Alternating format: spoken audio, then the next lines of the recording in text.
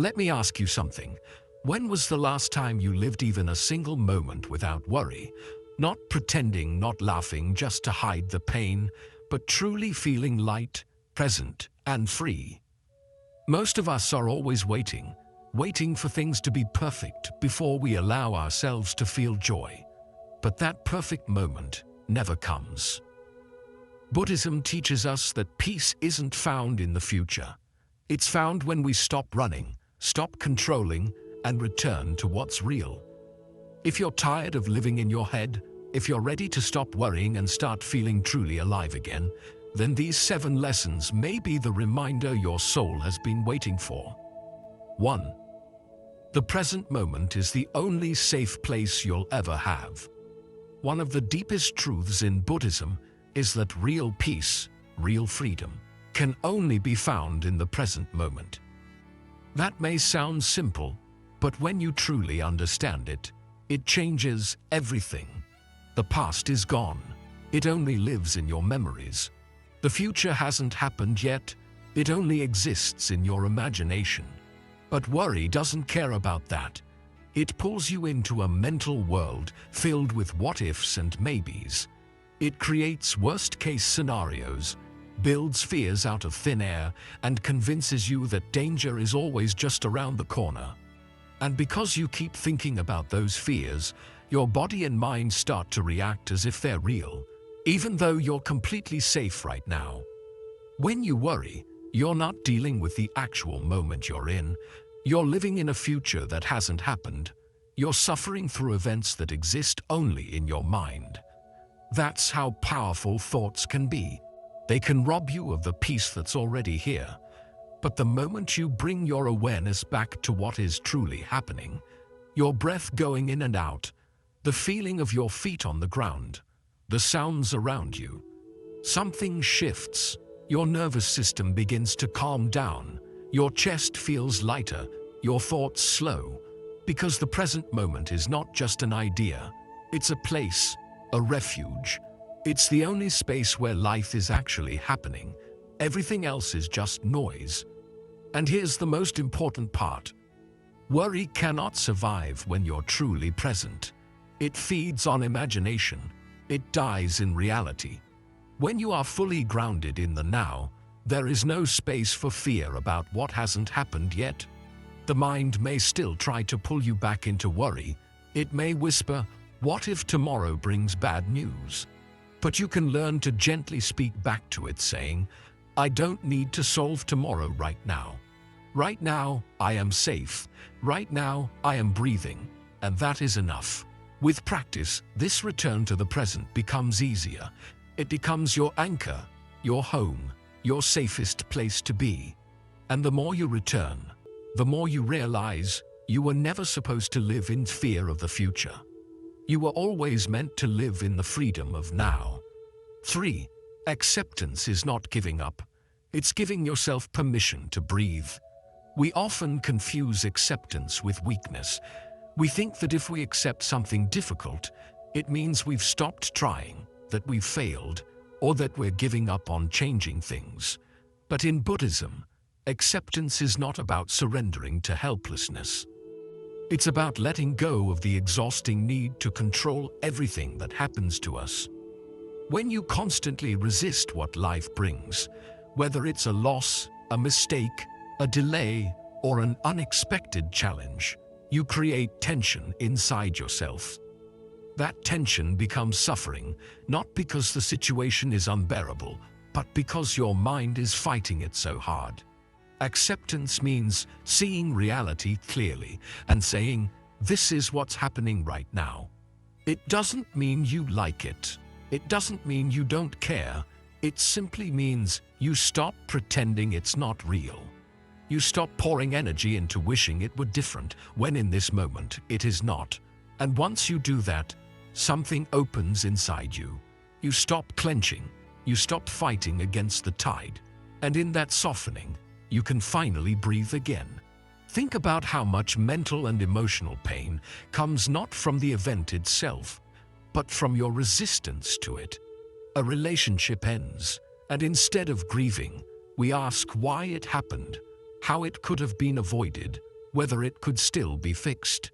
We relive it again and again, as if we could rewrite the past by worrying hard enough. But we can't. And the more we resist what is, the more we suffer. Acceptance is the moment you stop arguing with reality and allow yourself to feel what you feel, without judgment, without shame. That's when healing begins. This doesn't mean you stop trying to grow or improve your situation. It means you stop expecting life to match your plans in order for you to be at peace. You begin to realize that peace isn't the result of things going your way. Peace is what happens when you stop needing things to go your way. Acceptance creates space. Space for clarity, for wise action, for rest. It frees up the energy that was trapped in the endless cycle of frustration and fear. And in that space, you can move forward, not with anxiety, but with understanding, not with control, but with trust. Because you no longer need to win against life. You just need to walk with it. 4. Not every thought deserves your attention or your belief. The human mind is an incredibly powerful tool, but it can also be an incredibly noisy and confusing place. Every single day, thousands of thoughts pass through your awareness. Some helpful, many repetitive, and far too many based in fear, doubt, and insecurity. One of the core teachings in Buddhism is the understanding that you are not your thoughts. This simple truth, when fully grasped, can transform your inner life. Just because a thought appears in your mind doesn't mean it's true. And it certainly doesn't mean it deserves your full attention or your belief. Worry thrives on unexamined thoughts. It begins with a single whisper. What if something bad happens? And suddenly, you're following that thought down a spiral of imagined worst-case scenarios. You feel anxious, unsafe, uncertain, not because something real is happening, but because your mind has tricked you into believing a story that hasn't even come true. That's the danger of believing every thought you have. It can take you away from reality and into a place of fear, stress, and emotional exhaustion. But here's what Buddhism teaches us. The mind is like the sky, and your thoughts are like clouds. Some clouds are light and beautiful, others are dark and stormy. But none of them are permanent, and none of them define the sky. The sky remains untouched, even when storms pass through it.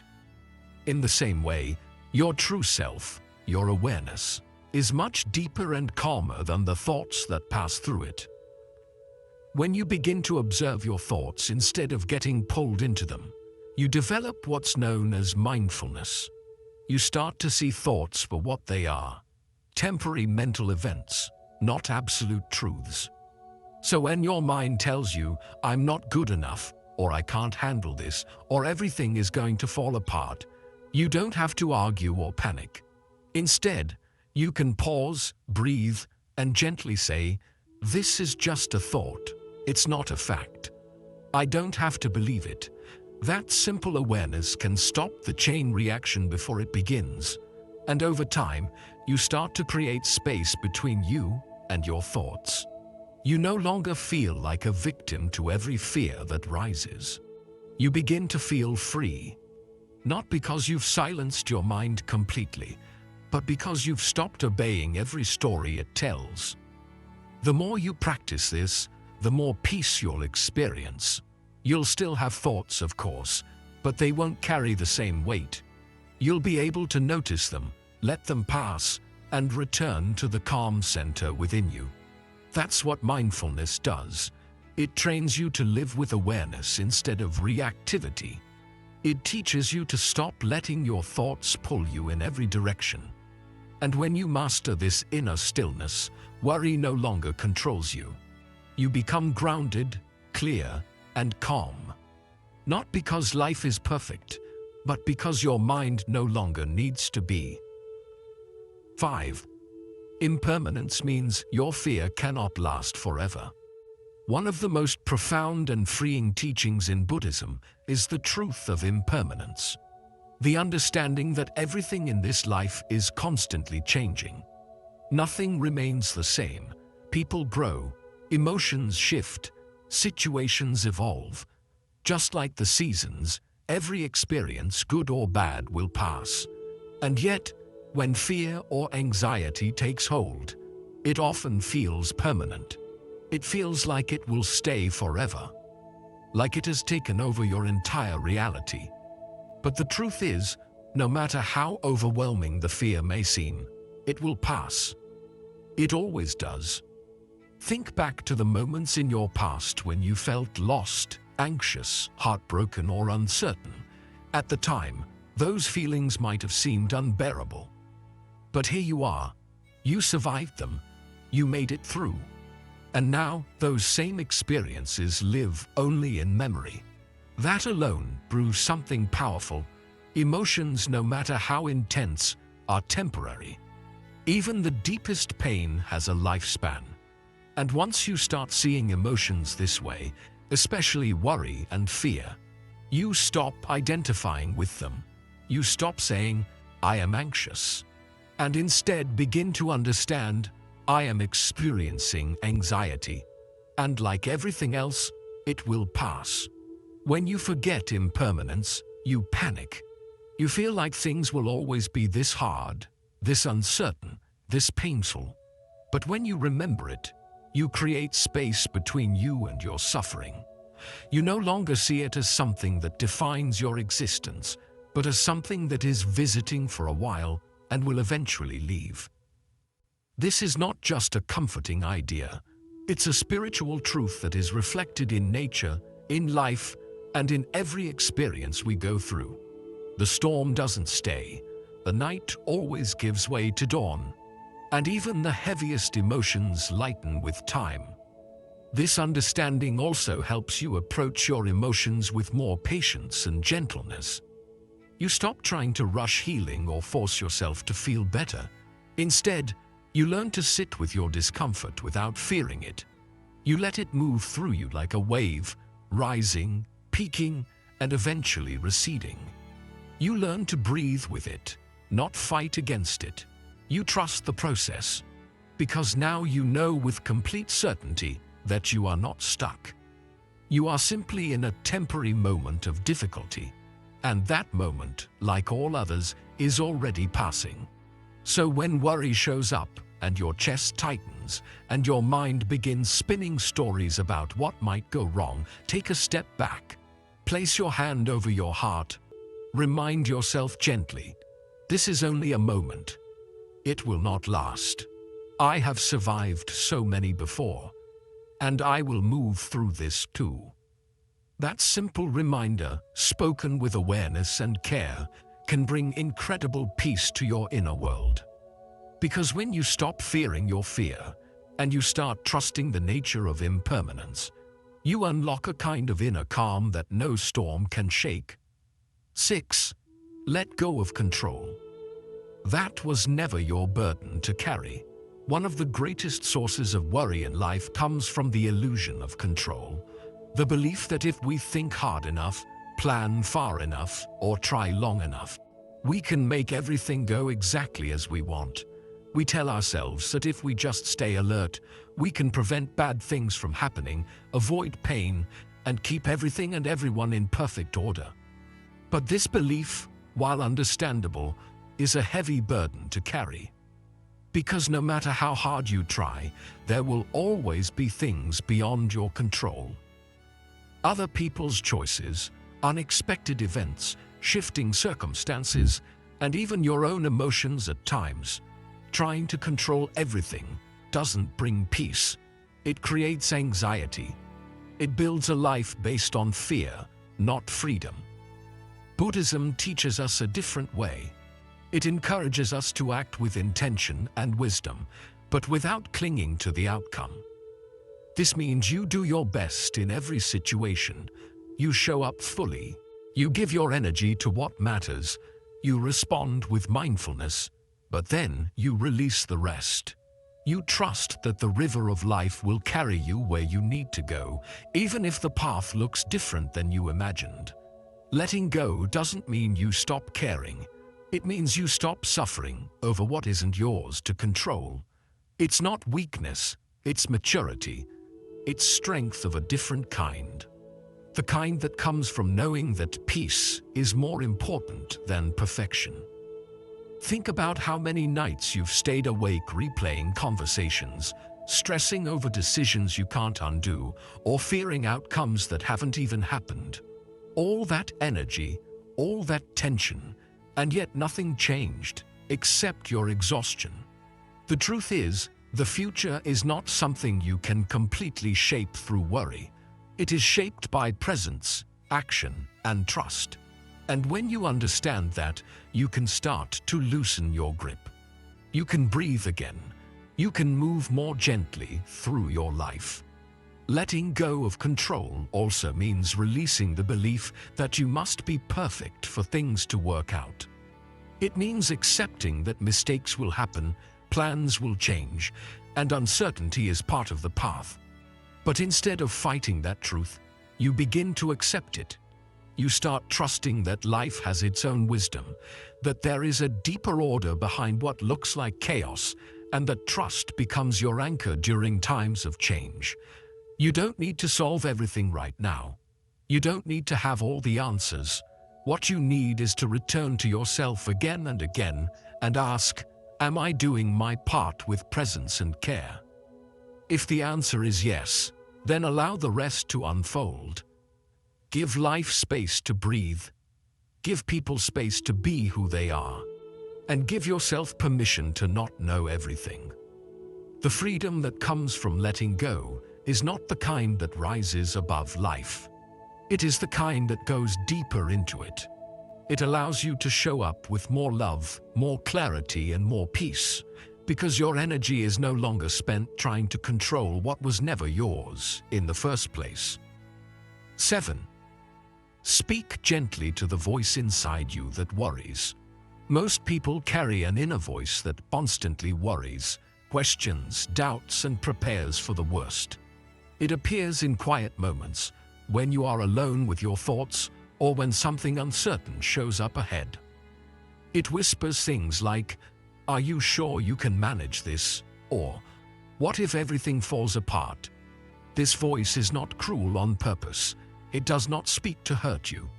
In fact, it believes it is protecting you. It tries to prepare you for possible danger, heartbreak, or disappointment. But over time, that same voice becomes a source of stress and tiredness.